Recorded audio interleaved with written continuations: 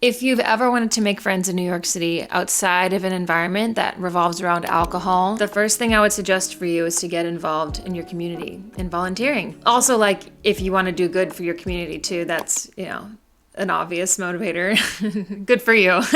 Personally, I did not start volunteering as a good Samaritan. It was 2020. In the height of the pandemic, I was going through a breakup, the clubs were closed, I was super lonely, and I wanted to meet a cute boy. But when I started to volunteer more and get more comfortable showing up in new spaces, not knowing anybody, I, was able to meet New Yorkers who really rely on these organizations to stay afloat. And so it provided a whole new perspective for me. I cannot say that I volunteer all the time. It kind of ebbs and flows. Like, there are seasons where I'm super involved and there are seasons where I don't do anything at all. But I figured, since I do have experience with this, I might talk about some organizations that I personally love and love volunteering with, just to hopefully make it easier for you if you're interested in doing this, to know where to start, because I know that there's just an overwhelming amount of options. One of my favorites to volunteer with is City Harvest. They are New York City's first and largest food rescue organization. They rescue perfectly good and nutritious food from fresh produce markets and restaurants at the end of the day, food that would otherwise go to waste, and deliver it for free to New Yorkers experiencing hunger. Oh my goodness. Tomorrow morning I'm volunteering for City Harvest. I'm very excited. I haven't done a mobile market in a while. And it just so happens that tomorrow morning when I'm supposed to volunteer, it's going to be the first rainy day in a couple of months. Of course. It's, it's fine. So basically I'm just kind of getting my stuff together here. I made the mistake of doing drop-off laundry because I just had so much laundry to do, so I took some to the laundromat, and they needed 2 days to do it, so I don't have pants. I'm gonna find something and I'm gonna make it work. I'm gonna be up at 7. It starts at 8:30. Luckily this one's walking distance, but it is about a 30-minute walk.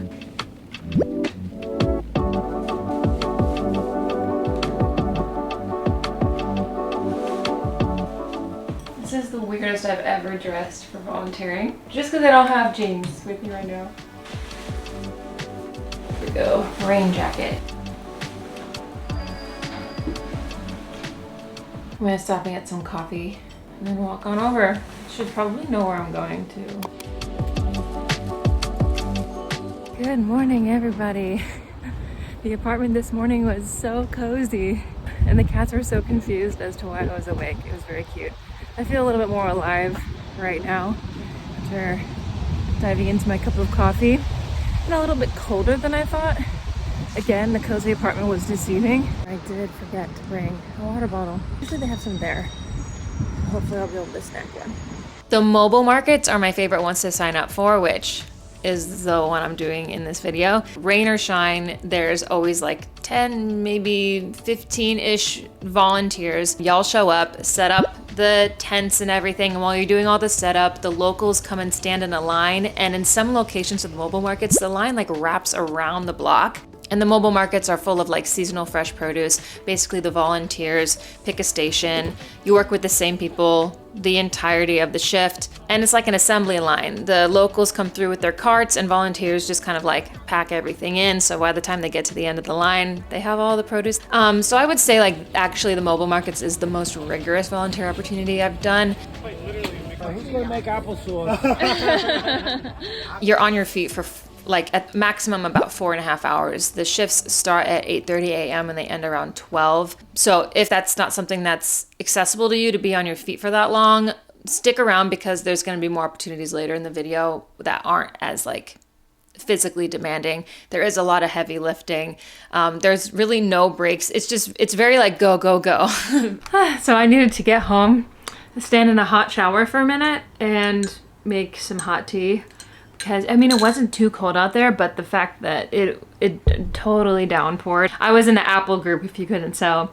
I feel like volunteers, when they come, they avoid the stations with the loose goods, like apples, where you have to do an extra step and bag them, or we were doing, we were putting them in bowls.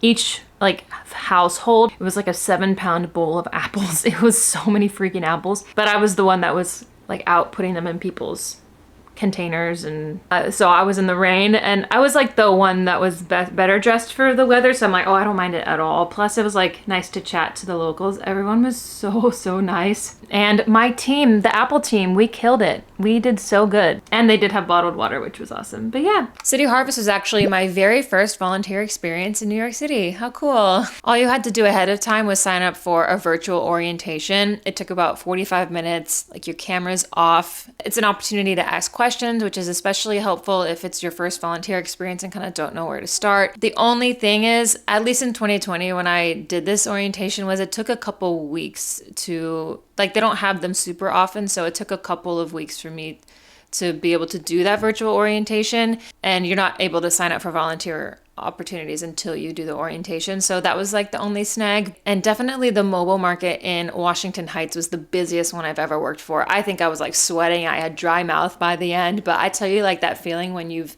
finished a shift and you just know how many people you were able to help, it's absolutely worth it. And everyone that volunteers for like all of these organizations are the nicest people. But also I would say that I recommend these opportunities, especially for Spanish speakers.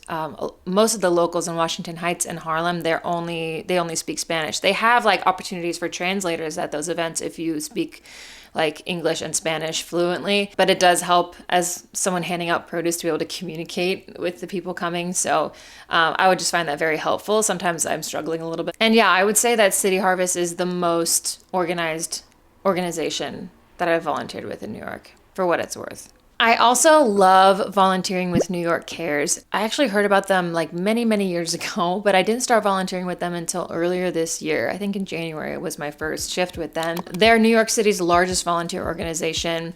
There's a crazy amount of opportunities for like whatever suits you and your lifestyle the best. Education opportunities where you can like mentor and teach locals of all ages on all sorts of different topics depending on like what you're qualified for. There are shifts to like prepare and deliver fresh and hot meals. That's one of the ones that I did in January, and it went by super quick. There's health and wellness volunteer opportunities, and also opportunities to like care for local parks and community gardens, etc. As you can see, there's a ton of opportunities for people who like to be on their feet, moving their body, but there's also more opportunities that are like low key. Hello, exciting day. I'm about to head out the door. I'm gonna volunteer for New York Cares. Every time I put on shoes, the laces are like her favorite toy. Today's the day before Thanksgiving in the US, and I'm volunteering in Harlem, actually, about like a 5-minute walk from where I used to live, which is gonna be so nice to be back up there for one. I'm really excited to be back in Harlem for an afternoon. And then we're gonna be like setting up, prepping, some cooking apparently, serving and cleaning for a Thanksgiving lunch at the Salvation Army up there. The team leader of today's event messaged us yesterday saying, asking if we could come early. So basically that means I'm heading out right now.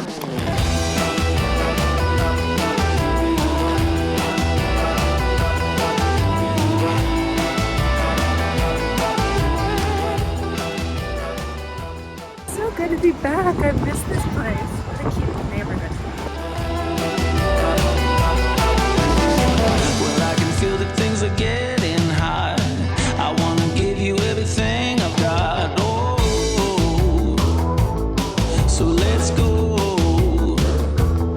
I'll show you heaven, and we can watch the world from above.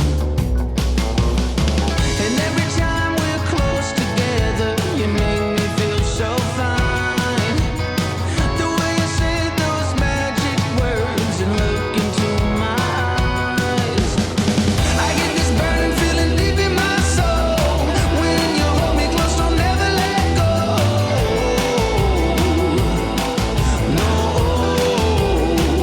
Well, what a day that was. I've never done anything like that volunteering. It ended up being Mount Sinai, like the hospital group, put on the lunch with the Salvation Army, and then New York Cares volunteers were there like helping and assisting.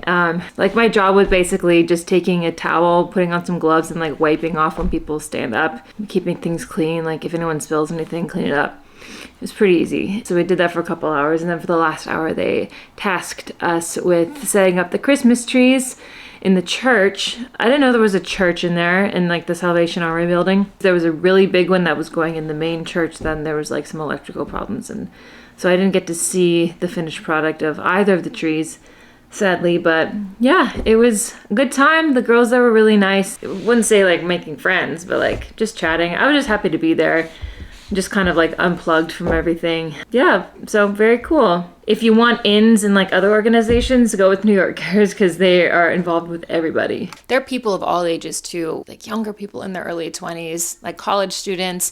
I've seen like a ton of seniors that come out. They're the ones I like get on with the best, truly, when I'm volunteering. They're always so nice. It's really a mixed bag. You never know. And for them, it was super easy to sign up. I think it was like a 10 or 15 minute online sign up, if that, at least as of a year ago. And then I was able to sign up for a volunteer shift like the next week, that same day, which was awesome. So doesn't require much on that front. New York Cares especially shines during the holiday season. They have their famous coat drive.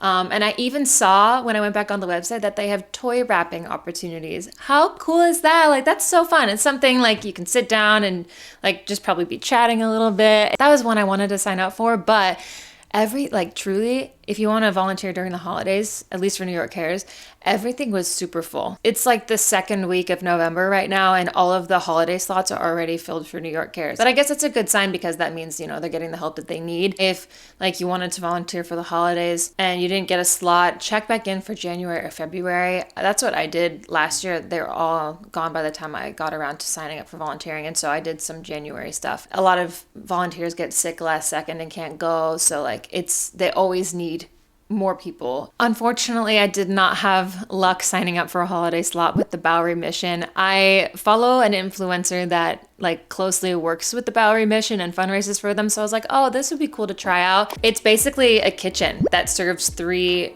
fresh, nutritious meals to hungry New Yorkers every single day. Their flagship location is in the Lower East Side, and then they have another one in Tribeca.